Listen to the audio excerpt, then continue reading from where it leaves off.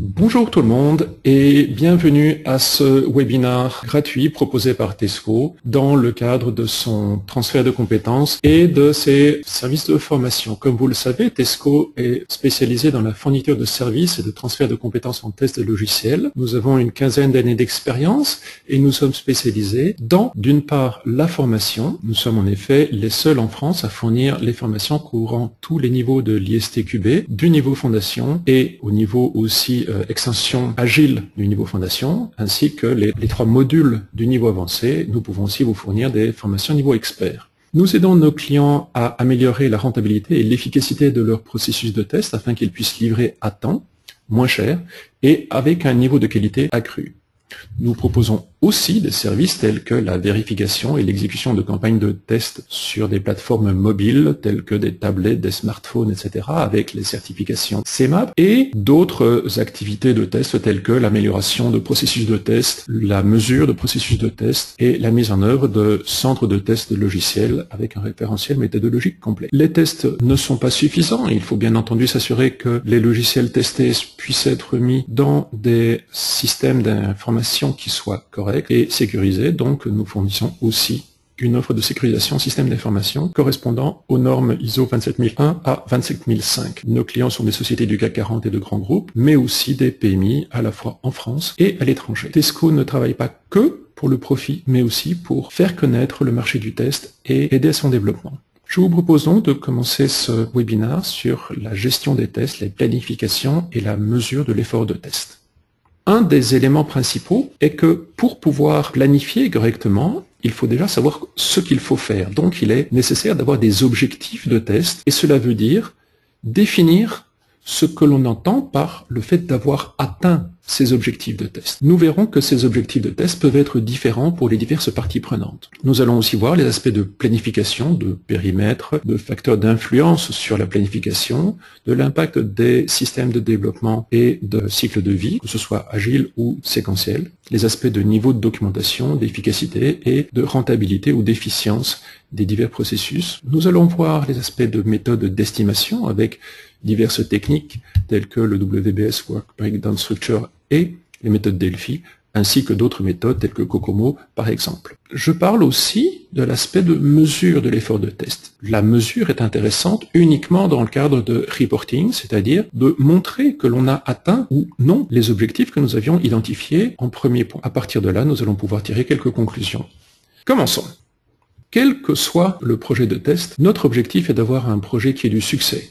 Donc ça veut dire qu'il faut définir ce que le succès veut dire pour nous. En fait, pour nous, c'est de façon plus réaliste pour les diverses parties prenantes du projet. J'ai l'habitude de dire que nous avons 4 parties prenantes. D'un côté, l'équipe de développement, la hiérarchie, les représentants du client et l'équipe de test. Donc, le premier, je dirais, ce serait les clients, les gens pour qui l'on va développer le code, ou bien entendu les représentants des utilisateurs, par exemple le marketing. Il est donc important pour eux de savoir quand le produit sera disponible, avec quel niveau de qualité, quelle fonctionnalité, quelles limitations, et c'est souvent moins important, quel coût.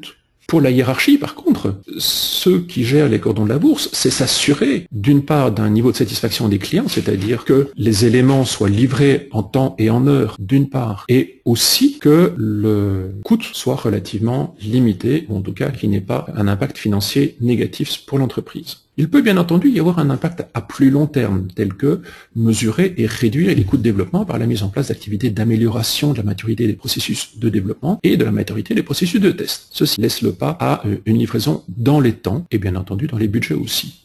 Quand on dit dans les temps et dans les budgets, je voudrais rappeler que généralement, la date de livraison est souvent beaucoup plus importante que le budget.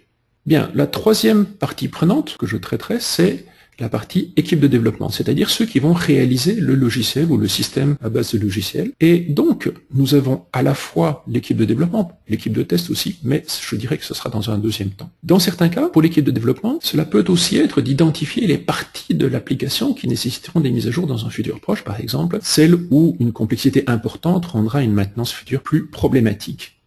En ce qui concerne l'équipe de test, c'est-à-dire en général la majorité des personnes qui nous écoutent à l'heure actuelle, ce sont ceux qui ont en charge la vérification de la qualité de l'application du système, c'est-à-dire identifier des défauts, fournir des preuves que les exigences clients aient bien été remplies, y compris les exigences réglementaires en termes d'obligations ou de conformité réglementaire. C'est s'assurer aussi, dans la mesure du possible, que les livrables répondent aux besoins des utilisateurs en plus du client.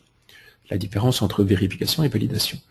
Finalement, on se rend compte donc que la définition de critères de succès pour un projet va être un compromis entre les objectifs de toutes les parties prenantes, sous contrainte de ressources financières, techniques, humaines ou de délais. Et donc, nous allons devoir, dans une certaine mesure, favoriser l'un ou l'autre en fonction de ce que nous souhaitons faire.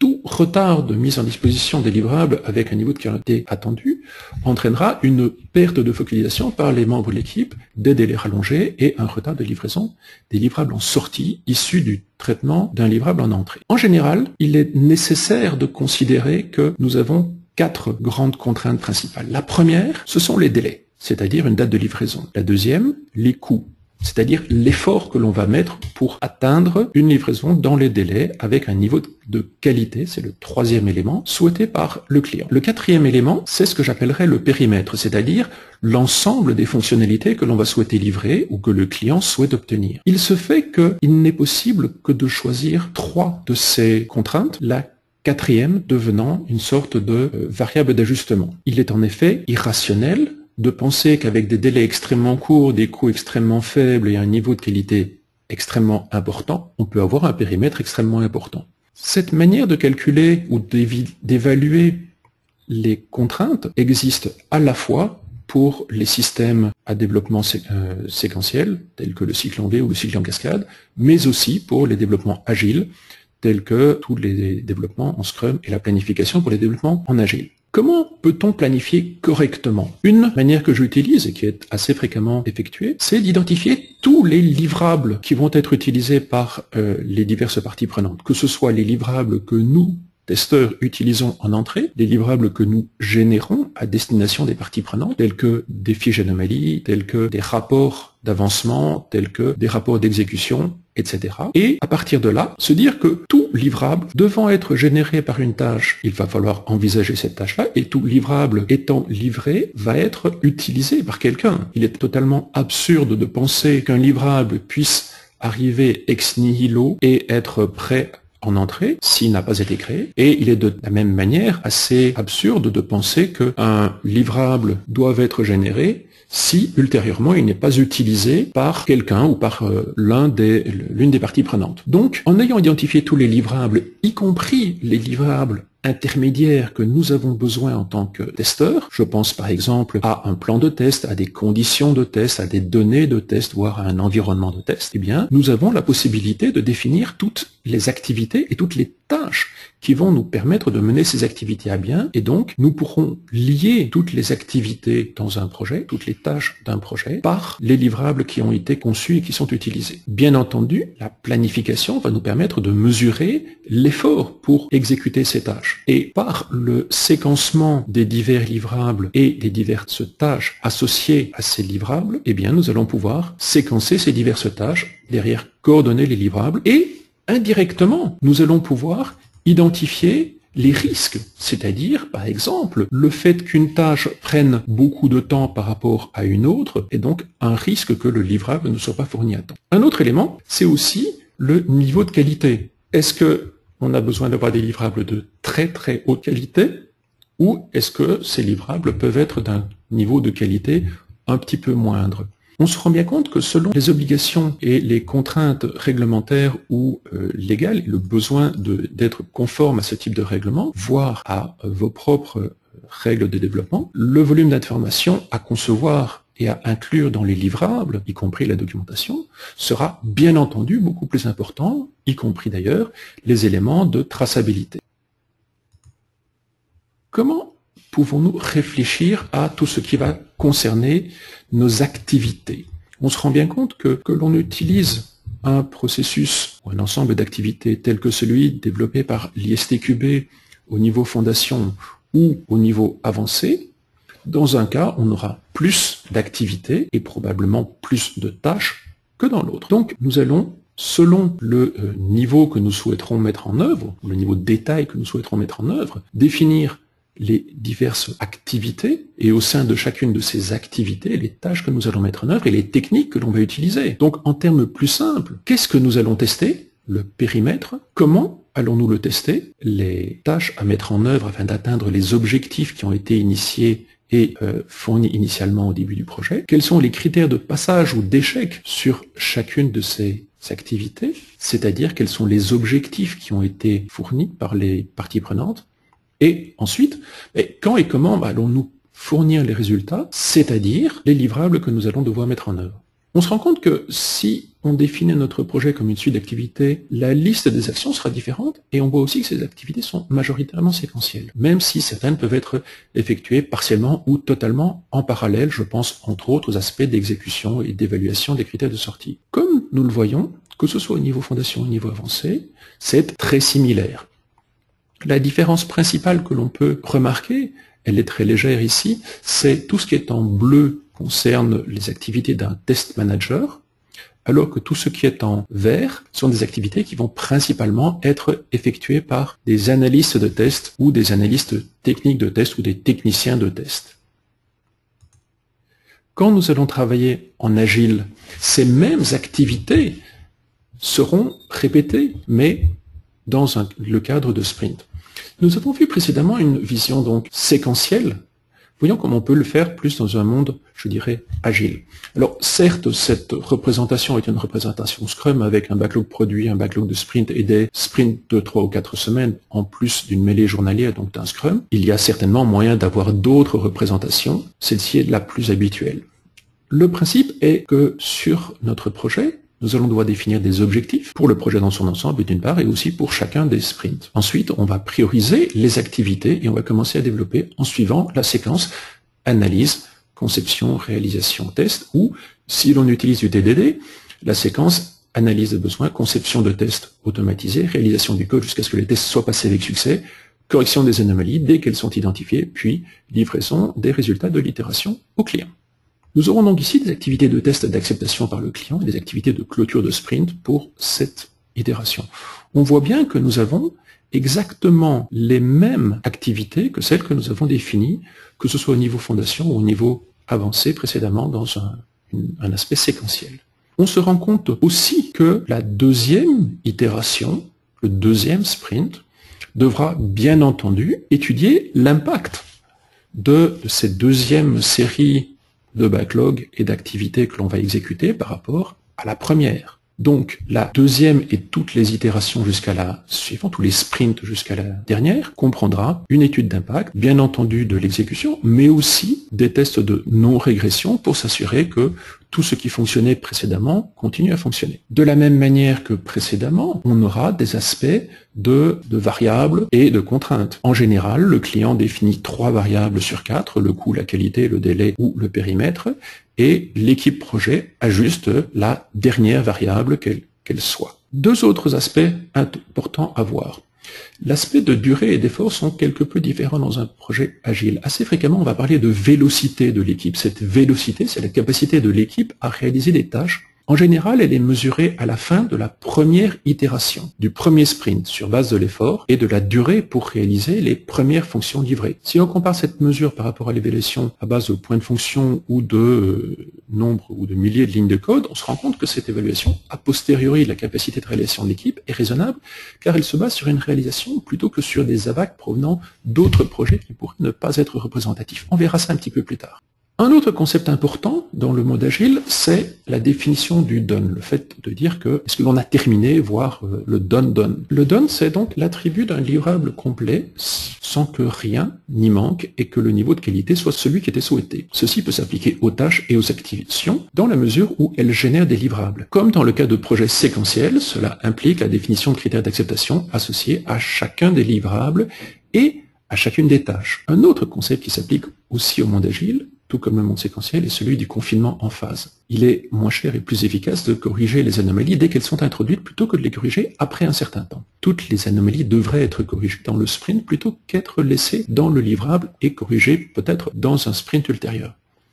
Dans le monde séquentiel, ceci implique la mise en place d'actions de vérification à la fin de chaque phase de conception, que ce soit des revues ou des inspections lors des phases de création d'exigences, de spécification d'architecture, que ce soit des analyses statiques du code ou de tests unitaires ou de tests d'intégration lors des diverses phases de codage, jusqu'à bien entendu du test d'intégration système et du test système, voire du test d'acceptation. Sur le même registre, cela oblige les testeurs à s'assurer de la qualité de leur propre livrable. Personne ne viendra derrière une équipe de test pour vérifier la qualité des livrables du testeur, sauf si l'équipe de test le fait elle-même. C'est-à-dire, il va falloir vérifier plan de test, conditions de test, cas de test, données de test, etc., y compris les résultats de test, dès que ces livrables sont conçus ou obtenus, plutôt que de penser que ces livrables sont directement corrects et d'identifier les défauts lors de l'exécution du test. Donc, on voit que le principe de confinement en phase est quelque chose que l'on va devoir mettre en œuvre à la fois dans un projet agile et dans un projet séquentiel.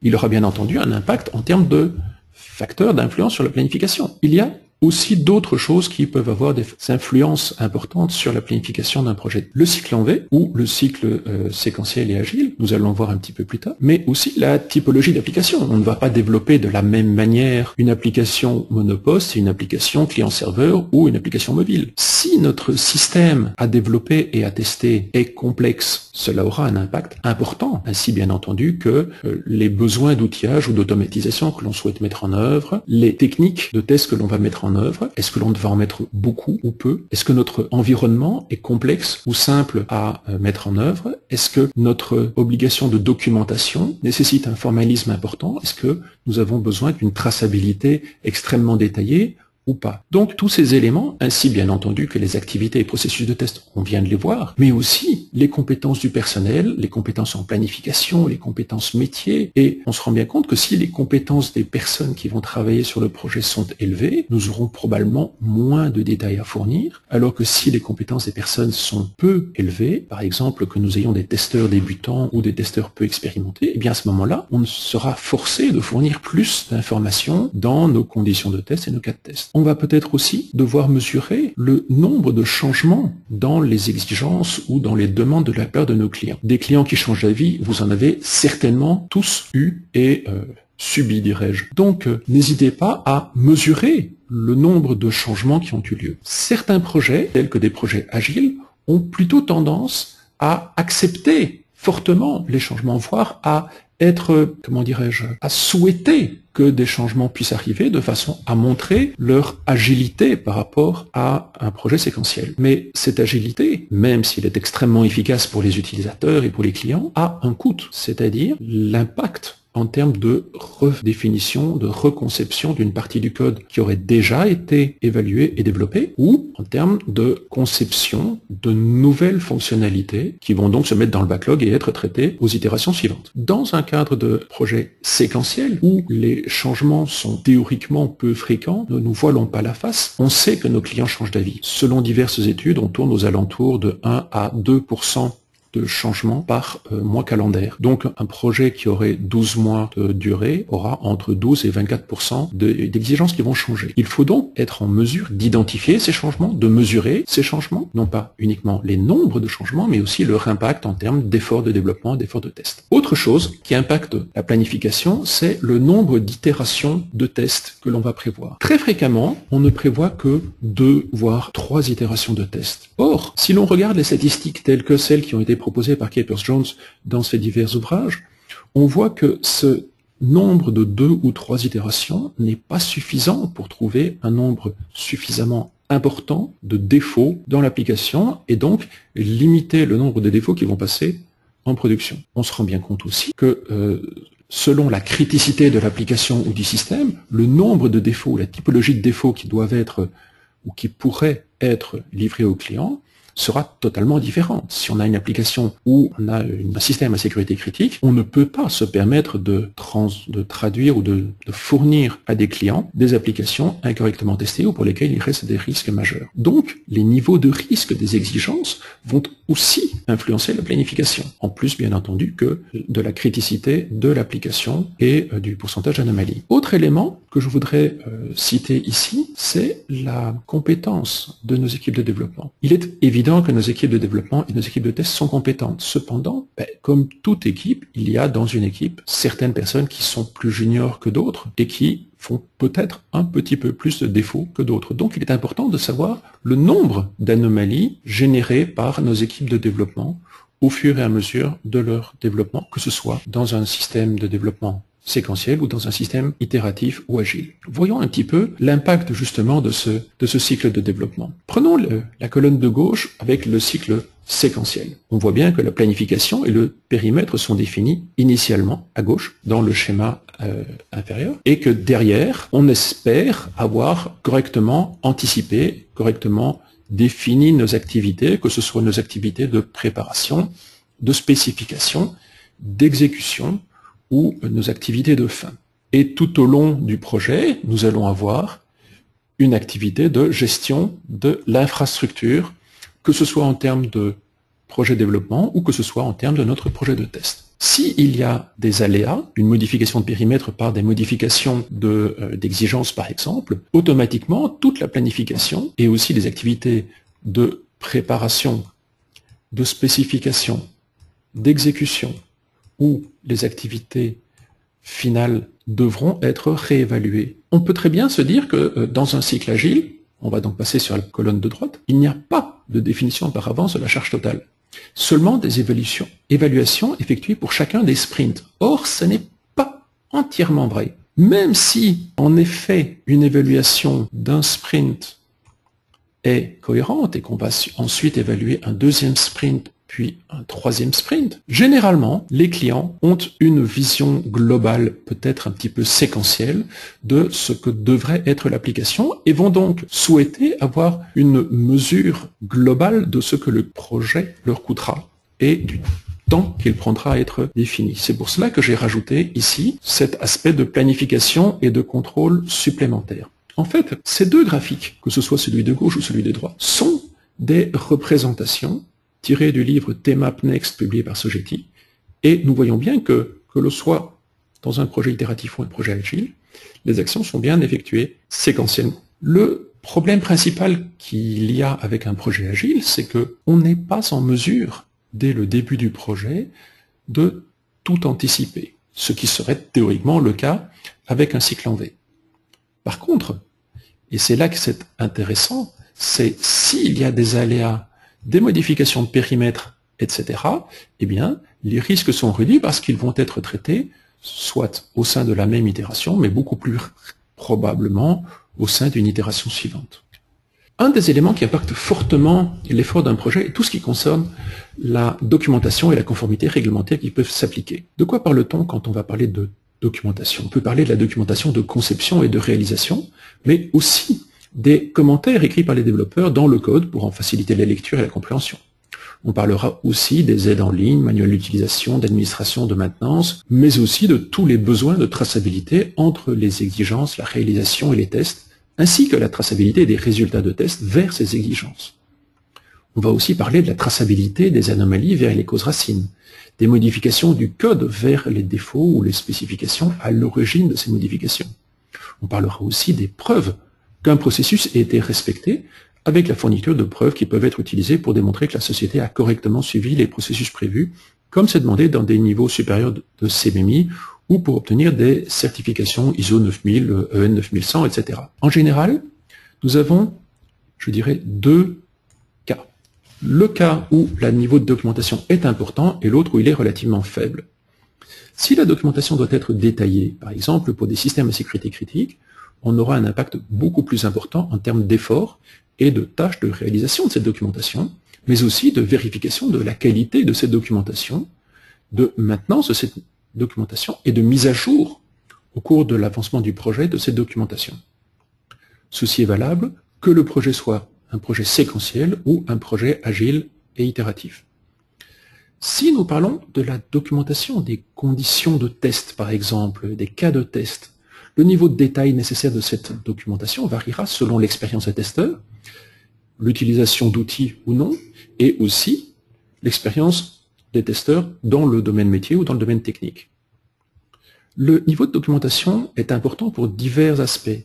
Les besoins de conformité réglementaire et légaux, ça a été défini, mais aussi les besoins de documentation pour obtenir une autorisation de mise sur le marché de logiciels et systèmes tels que les logiciels dans le domaine médical qui doivent obligatoirement répondre à la norme de la Food and Drug Administration et les logiciels pour l'aéronautique qui doivent répondre à la DO 178C ainsi que les logiciels dans le domaine ferroviaire ou automobile qui doivent répondre aux normes MISTRA.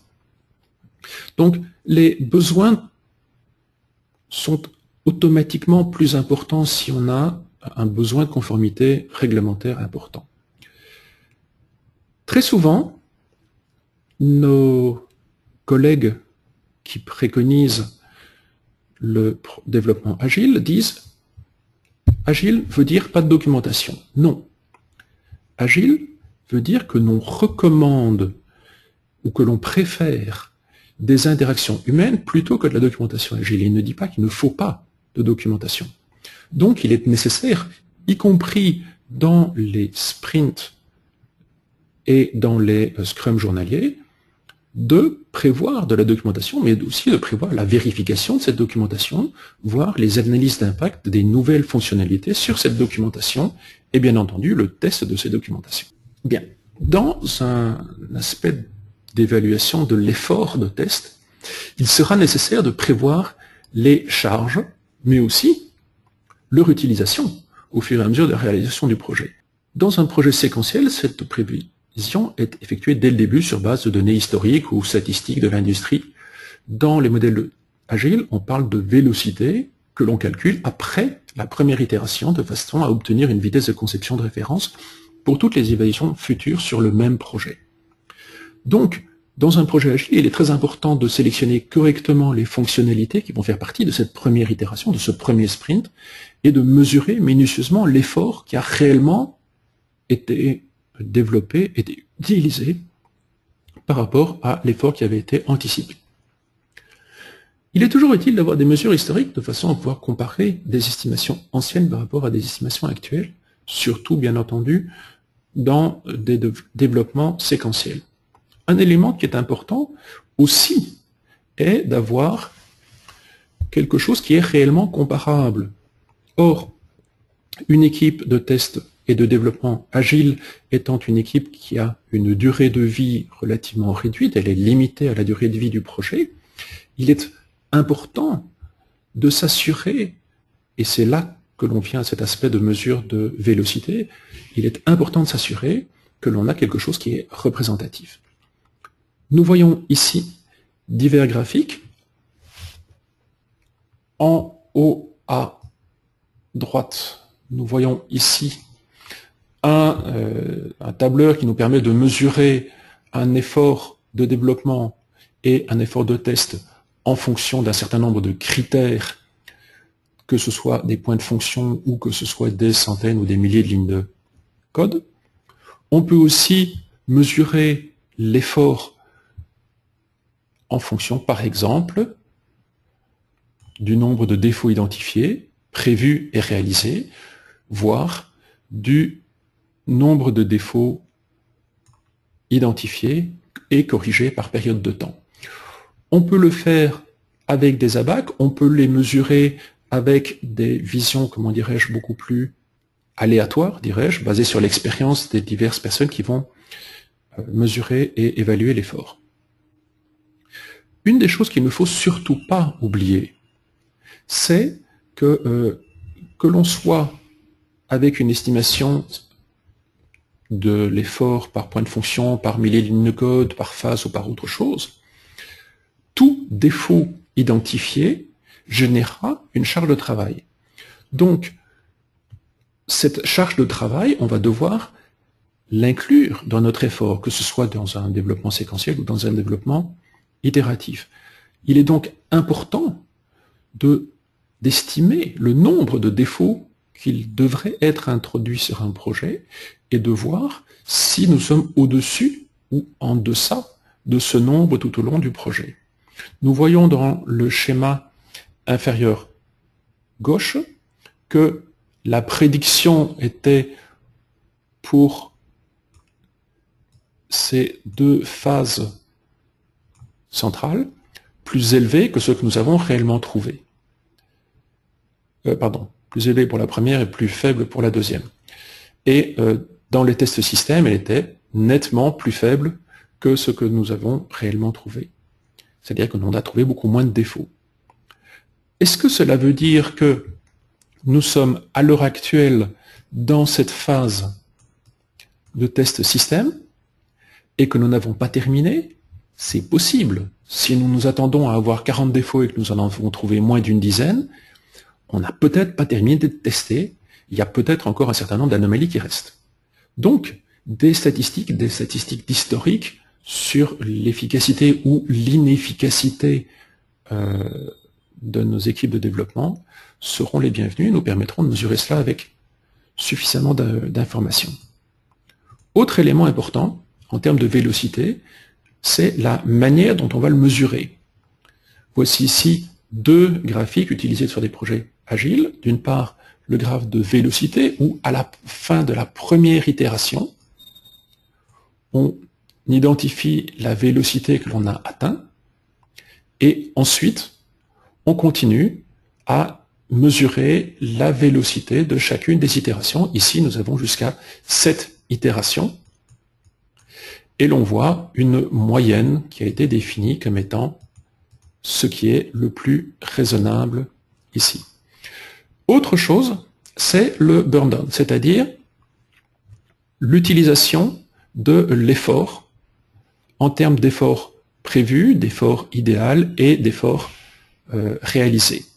Nous voyons ici, sur 21 jours, l'ensemble des tâches qui ont été réalisées. Une tâche a été terminée au jour 3, d'autres ont été terminées au jour 5, au jour 8, 11, 12, 13, etc. Et nous voyons que ce qui est le taux nominal est cette ligne verte qui descend jusqu'au moment où théoriquement on n'a plus rien à faire. Bien entendu, c'est trop beau que de suivre cette ligne verte, et dans certains cas, eh bien, on aura une ligne au-dessus ou en deçà, c'est-à-dire permettant de mesurer réellement ce qui s'est passé sur le projet, plutôt que une vision un petit peu hypothétique et trop bonne. Bien, alors, comment est-ce qu'on peut mesurer correctement? Il y a diverses manières de faire, diverses techniques, divers algorithmes existent. Vous avez la méthode COCOMO qui se trouve être définie ici avec ces deux formules. Vous avez des méthodes de points de fonction qui peuvent être définies de diverses manières par les équipes de définition des points de fonction. Vous avez vos propres ABAC au sein de vos propres sociétés, définissant combien de lignes de code un développeur peut concevoir, combien de cas de test un testeur peut exécuter simultanément. Et il est bien, exécuter non pas simultanément, mais par période de temps. Une manière de faire que j'utilise assez fréquemment et qui est assez efficace, c'est le WBS.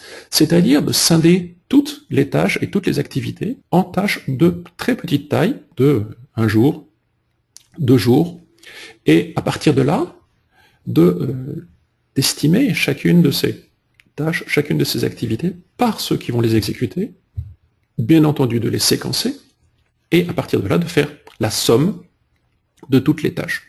N'oubliez pas de rajouter un petit pourcentage correspondant aux activités de management, de gestion, voire peut-être aussi un petit peu de gras, un petit peu de mou pour pouvoir répondre aux différents aléas. Ça, c'est, je dirais, la solution qui est préconisée dans divers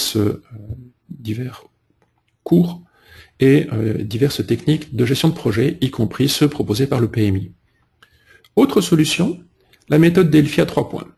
Ici, on va demander à des équipes d'experts d'identifier l'effort prévu, et une fois que chacun a fourni une estimation, on va demander les hypothèses qui sont associées à chacune de ces estimations. Très fréquemment, des itérations sont nécessaires avant d'arriver à un consensus des diverses personnes qui ont estimé, et donc un consensus qui porte aussi sur les hypothèses utilisées pour le développement. Dernière chose, très souvent utilisée dans les développements agiles, c'est ce qu'on appelle le planning poker. Qu'est-ce que c'est? Eh bien, c'est une estimation de la user story par l'équipe de développement et l'équipe de test, qui va nous permettre de dire, eh bien, si l'équipe considère que l'effort est de, par exemple, 1, 2, 3, 5, 8, etc. Vous remarquez ici que vous avez les cartes proposées par ce planning poker, qui sont en fait une suite de Fibonacci où vous avez deux éléments qui forment la somme de deux éléments précédents qui donne le troisième. Bien, c'est relativement intéressant de faire cela parce que ça permet d'avoir une évaluation estimée de chaque user story par rapport à la version précédente. Généralement, ce n'est que les équipes de réalisation, c'est-à-dire l'équipe de développement et de test, qui estiment l'effort. Donc, on revient bien au schéma que nous avions identifié précédemment, coût, qualité, délai, et derrière, le périmètre est la variable d'ajustement. Ou bien alors, si le périmètre et le délai sont imposés, eh bien, les variables d'ajustement seront peut-être la qualité et le coût. On se rend bien compte que, quel que soit le moment où l'on est dans notre projet, on a un certain niveau d'incertitude. Au début, notre incertitude par rapport à l'estimation de l'effort de test sera extrêmement importante et au fur et à mesure que l'on va avancer, on se retrouvera avec une estimation qui est beaucoup plus proche de la réalité du projet qui est définie ici. La phase bleu clair que nous avons ici est la phase d'estimation incorrecte selon le fait qu'il y ait par exemple plus ou moins d'anomalies, plus ou moins de changements d'exigences, etc. Bien, je vous ai rappelé, je vous ai dit que un projet a pour objectif de fournir des informations, de fournir un service à des clients, de livrer à des clients un logiciel, et bien entendu que nous avions 4 grandes parties prenantes, les clients, la hiérarchie, le développement et les tests, qui ont tous des objectifs différents. Il sera donc nécessaire en termes de reporting de s'assurer tout au long du projet que les informations ou des informations sont fournies à chacune de ces parties prenantes pour les conforter ou les informer de l'atteinte de ces objectifs. En général, vous pouvez utiliser une technique telle que la technique GQM, Goal Question Metrics, où l'on va donc identifier les goals, les objectifs de chacun, identifier les questions auxquelles il faut répondre et définir des métriques et bien entendu des mesures permettant d'avancer et de fournir des informations. Exemple, en termes de livraison pour nos clients, eh bien, on va pouvoir mesurer par exemple le pourcentage de fonctions qui ont été livrées, peut-être d'un certain niveau de qualité, avec le DDP, le Defect Detection Percentage, voire en termes de délai, des informations de délai et de budget. Bien entendu, pour la hiérarchie, on va fournir des informations telles que ce qui a été dépensé, ce qui reste à faire en termes d'activité, les dérives s'il y en a, peut-être un pourcentage de satisfaction des clients. Pour le développement, j'imagine que vous avez eu, comme moi, très fréquemment, des questions où l'on vous demande d'identifier les problèmes les plus importants d'abord, ceux qui vont prendre le plus de temps à corriger. Et donc, à partir des statistiques de vos anomalies, vous allez pouvoir voir si, tout au long de votre projet, vous avez identifié d'abord les problèmes les plus risqués et ensuite les problèmes d'un niveau de risque moindre. Bien entendu, vous pouvez aussi calculer l'efficacité des diverses revues, des divers processus de développement et de test, et bien entendu aussi mesurer ce qu'il en est en termes d'anomalies, anomalies corrigées, pourcentage d'anomalies identifiées avec le DDE, Defect Detection Efficiency, et DRE, Defect Removal Efficiency. Le premier, DDE, c'est une information qui peut être fournie par les testeurs. Le deuxième, dépend aussi de l'effort qui aura été mis en œuvre par les équipes de développement pour corriger les anomalies. Pour la partie prenante testeur, eh bien, c'est s'assurer que les fonctionnalités ont été correctement couvertes, que les risques ont été correctement couverts, et, bien entendu, comme précédemment pour l'équipe de développement, que les défauts aient été correctement identifiés au bon moment, c'est-à-dire les défauts les plus importants d'abord, les défauts les plus faibles ensuite. En termes de fonctionnalité, pour les clients, on se rend bien compte qu'ils pourraient être intéressés par savoir quelles sont les fonctionnalités qui ont été couvertes, quelles sont les fonctionnalités qui n'ont pas été couvertes, quelles sont les exigences ou les risques. Voici ici, sur la partie supérieure droite, 3 camemberts vous montrant l'avancement tout au long de la durée d'exécution d'un projet. Dans un premier temps, le camembert est entièrement noir, c'est-à-dire que 100% des risques sont à tester. Au fur et à mesure, un certain nombre de risques sont couverts, c'est-à-dire le rouge ici, le 5% de cet aspect rouge, vont être couverts, et comme il est prévu en général de couvrir d'abord les risques les plus importants, nous aurons déjà couvert au fur et à mesure plus de risques. Par contre, si le risque ou la partie de couverture du camembert est rouge, ça veut dire que ce sont des risques ou des exigences pour lesquelles il reste au moins un cas de test qui est failed. Au fur et à mesure de l'avancement du projet, le premier ici est au début du projet, le deuxième est, je dirais, au milieu du projet, et le troisième est à la fin du projet. On voit que le rouge commence à manger le noir, que le vert mange le rouge. Le vert représente les risques ou les exigences pour lesquelles il n'y a plus aucun test failed. Et à la fin du projet, on se trouve avec une majorité de vert et peut-être encore l'une ou l'autre anomalie ou l'un ou l'autre cas de test qui n'a pas été exécuté, l'une ou l'autre exigence ou l'une ou l'autre risque qui n'a pas été couvert. Ceci est une manière de faire un reporting à destination des clients et de fournir une information clairement visible sur ce qui a été couvert et ce qui reste encore à couvrir.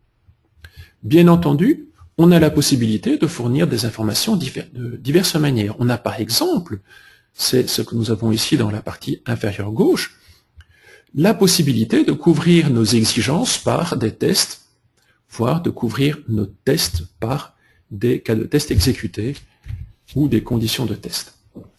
Dans la partie ici, inférieure droite, j'ai une représentation de pourcentage de tests couverts et de pourcentage totaux d'anomalies. En gris clair, ce que nous voyons sont les fonctionnalités pour lesquelles des tests ont été exécutés. Nous avons par exemple, ici dans le test fonctionnel, tout ceci, un petit peu plus de 40%, représente les tests qui ont été exécutés. Ce qui veut dire que 40% des tests fonctionnels ont été exécutés et que ces 40% ont trouvé la valeur ici de à peu près 12% de défauts. Ces défauts sont les barres rouges. Une petite particularité, la somme des barres rouges atteint 100%. Ce qui veut dire que sur 100% de défauts, nous avons 12% qui sont des problèmes de fonctionnalité, probablement 11% qui sont des problèmes de charge, etc. Qu'est-ce que ça nous permet d'identifier? Ça nous permet d'identifier quelles sont les caractéristiques, que ce soit des caractéristiques fonctionnelles ou des caractéristiques qualité, qui sont les plus importantes et qui ont plus ou moins d'avancement correct. Exemple, cette fonctionnalité-ci, ici, utilisabilité, on a couvert 80% des tests d'utilisabilité qui ont été prévus. Par contre, on a un nombre très faible de défauts. Donc on peut considérer qu'en termes d'utilisabilité, notre application est correcte. Par contre, en termes de localisation, c'est-à-dire ici, la localisation, c'est l'aspect de fournir des informations associées à la langue, eh bien, on n'a fait que très peu de tests et on a relativement relativement beaucoup d'anomalies. Donc, on voit que l'aspect de localisation n'est probablement pas au niveau de qualité souhaité. Autre information que l'on peut fournir, mais maintenant au niveau de la hiérarchie. On peut évaluer les risques avec une évaluation et une évolution au cours du temps, selon une catégorie de risques. Ici, en rouge, vous avez les catégories 1, c'est-à-dire les risques très importants, en jaune, les catégories 2, en bleu, les catégories 3, et en vert, les catégories 4.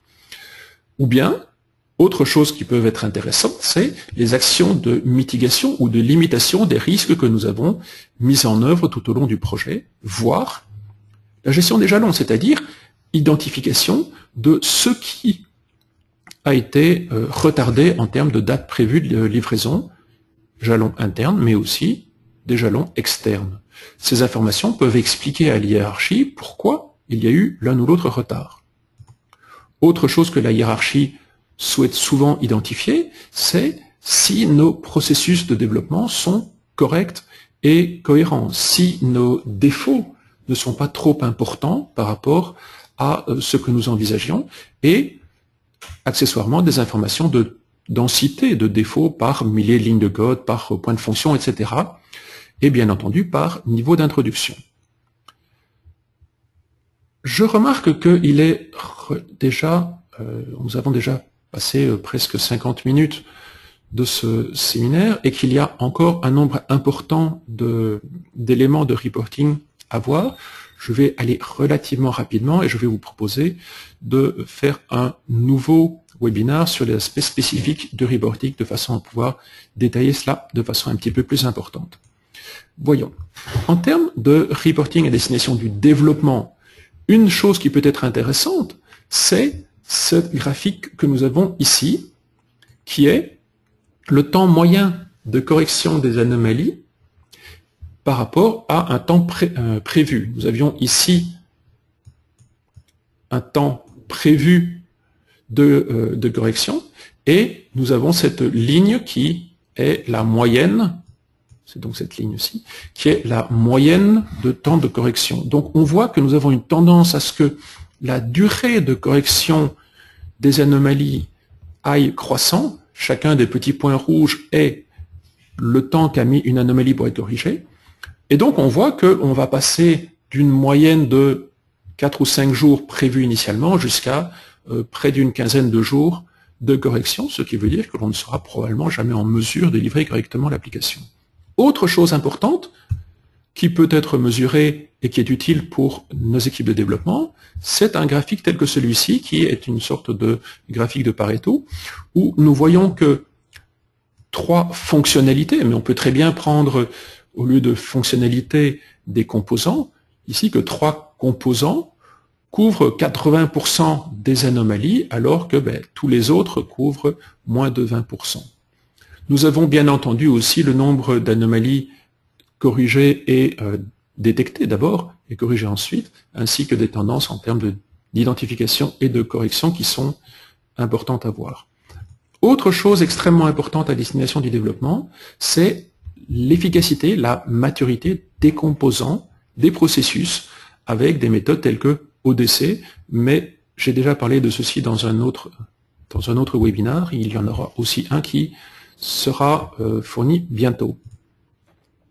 Vous avez d'autres choses que l'on peut fournir, des informations à destination de l'équipe de test, telles que le nombre de cas de tests exécutés avec succès, ou sautés, ou en échec.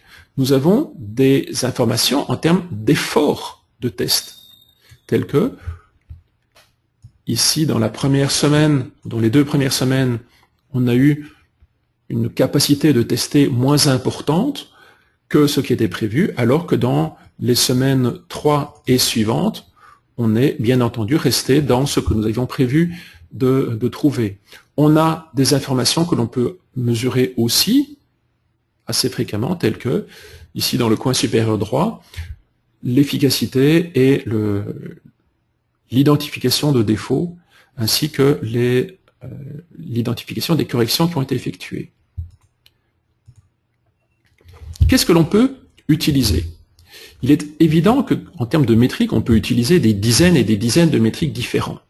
D'une part, le nombre d'heures par jour utilisé pour les tests, pour la programmation ou pour d'autres activités telles que la remontée de métriques, le reporting, etc. L'effort que l'on a mis en œuvre pour mettre l'environnement de test en place, voire pour le remettre en place, l'impact de mauvais builds fournis par notre équipe de développement ou de mauvaises installations d'environnement de test. On peut aussi mesurer le nombre de cas de tests automatisés par rapport au nombre de cas de tests total, voire mesurer si notre personnel est un personnel qui tourne fréquemment, et donc le temps de prise en compte de l'environnement du projet par chacune des personnes sur le projet. Nous pouvons bien entendu aussi mesurer beaucoup de choses sur base des défauts, ainsi bien entendu que le nombre d'anomalies incorrectement écrites, le nombre d'allers-retours entre l'équipe de développement et l'équipe de test, le nombre d'anomalies qui ont été reportées à une version ultérieure, le nombre d'anomalies qui ont nécessité d'être réouvertes. Toutes ces choses-là sont des choses que nous pouvons mesurer et qui nous fourniront des informations assez intéressantes. Nous pouvons bien entendu mesurer le coût de la qualité sur base des coûts de défaut internes, externes, les coûts de détection et les coûts de suppression, mais nous avons déjà parlé de cela dans un webinaire précédent. Une fois que vous avez évalué votre planification initiale, un des éléments que vous devez faire ou que vous devriez faire, c'est de vous assurer que vos planifications, vos estimations sont cohérentes. C'est-à-dire comparer vos évaluations par rapport à des évaluations historiques, ce que vous aviez évalué précédemment, voire à des données de l'industrie. Je vous propose ici une table de ce qui nous est proposé par Capers-Jones selon le type d'effort et le type de taille du projet. Exemple, dans un projet de 10 points de fonction, nous avons 2 unités de codage pour, mettons, 2 mois hommes de codage pour 1 mois homme de test et 1 mois homme autre.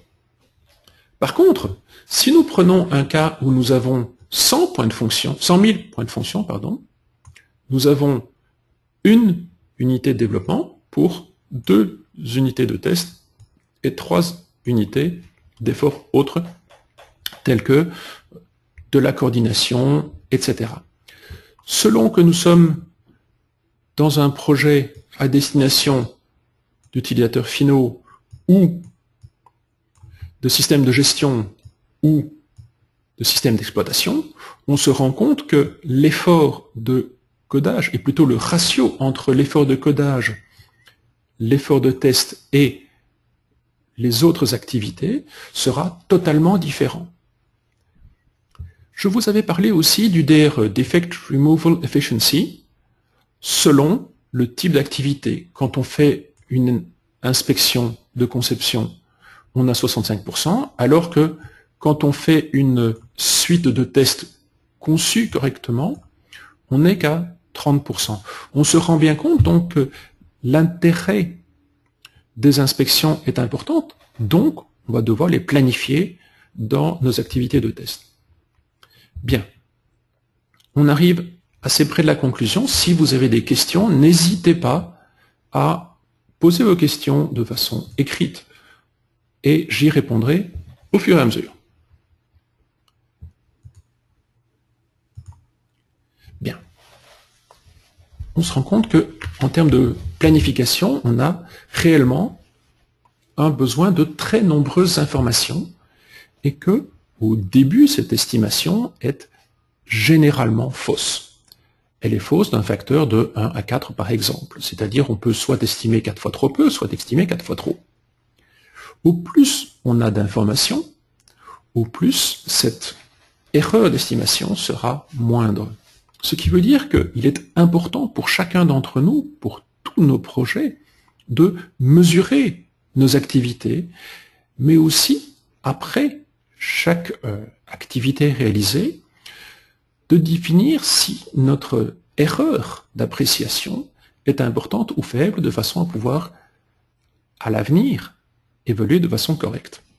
Ce qui veut dire que il faut mesurer nos activités, il faut être le plus détaillé possible, et je comprends, je suis tout à fait conscient que l'effort de conception détaillé de notre planning sera extrêmement dur à mettre en œuvre et sera long, mais le jeu en vaut la chandelle, parce que ça nous permettra d'identifier toutes les activités à effectuer, tous les livrables à fournir, selon les divers objectifs de chacune de nos parties prenantes, et de mettre en œuvre des techniques ou des méthodes telles que Goal Quotient Metric pour identifier ce qu'il faut mesurer, et uniquement ce qu'il faut mesurer tout au long du projet. Ainsi, on sera en mesure de planifier correctement, de mesurer avec des métriques correctes, et bien entendu d'adapter notre planification. C'est pas quelque chose de simple, c'est quelque chose qui prend de plus en plus de temps, et qui varie selon pas mal de critères, que ce soit les techniques utilisées, que ce soit les mesures utilisées, que ce soit le taux de renouvellement des exigences, le taux de changement de nos exigences. Donc, je vous suggère très fortement d'utiliser des métriques, d'utiliser des mesures et de mesurer fréquemment vos projets, et bien entendu aussi de vous assurer que vos estimations initiales sont corrigées ultérieurement de façon à pouvoir mieux estimer dans le futur.